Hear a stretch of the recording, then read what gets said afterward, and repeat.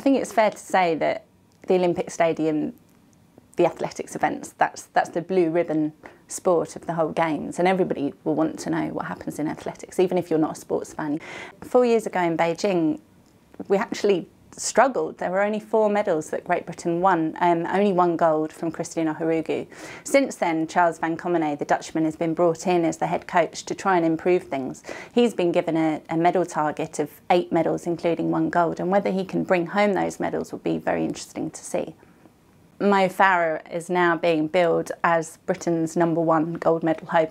Just a couple of years ago, he was ranked 13th, 14th in the world. Nobody would have put him down as winning an Olympic gold medal, but with him going in the 5,000 metres and probably the 10,000 metres too, depending on how he recovers from the first event, he's very likely to win a medal and very likely to win gold in both.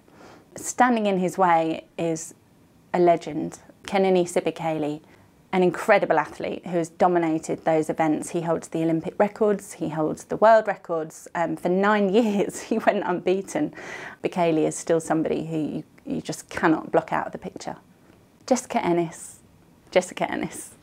She's had difficulties the last few months. She lost the world title. She also lost the world indoor title, although she still won silver there too. And that's provided a great challenge to her, having been unrivalled really over 2 years. Standing in her way is the Olympic champion Natalia Dibinsky, who won the world indoors, and also Tatiana Cherneva, the Russian who took the world title last year. Both of them are huge.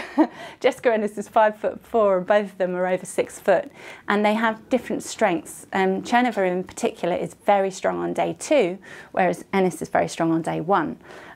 So how those two compete when they're not exactly going head to head on the same day is very interesting.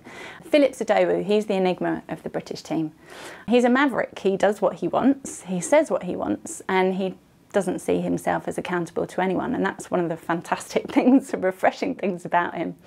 This is also an event that is highly charged emotionally for Phillips. In Beijing, he was the favourite to take gold, and he took silver, and he was practically crying on the podium. He was devastated. He really wants the full set of medals. In terms of competition, Christian Taylor stands in his way, the 21-year-old American who won the world title last year. But Teddy Tamgo, who was the bright young thing from France, who's jumped the furthest since Jonathan Edwards' era, he is out injured, and also the defending Olympic champion Nelson Ivora is also out injured. Robbie Grabarts has come from nowhere, 4th in the UK last year, to being a leading contender to take gold in the high jump for Great Britain. It's quite an incredible trajectory of performance. He's currently ranked joint 2nd in the world.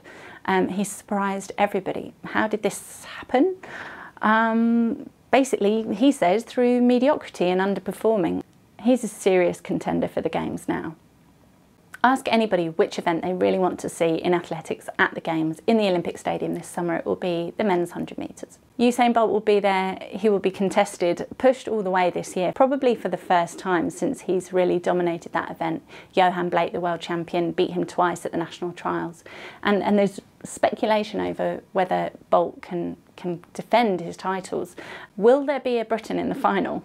That's probably what everyone wants to know. And it's looking unlikely at the moment.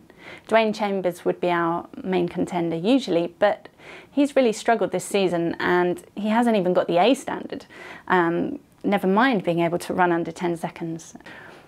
So will Van Commenee's team meet the target? 8 medals, 1 gold. It's looking likely. There are enough contenders to get gold medals, never mind the rest of the medals, and people have been popping up out of nowhere the last 2 years. The likes of Lawrence Okoye in the discus, Holly Bleasdale in the pole vault.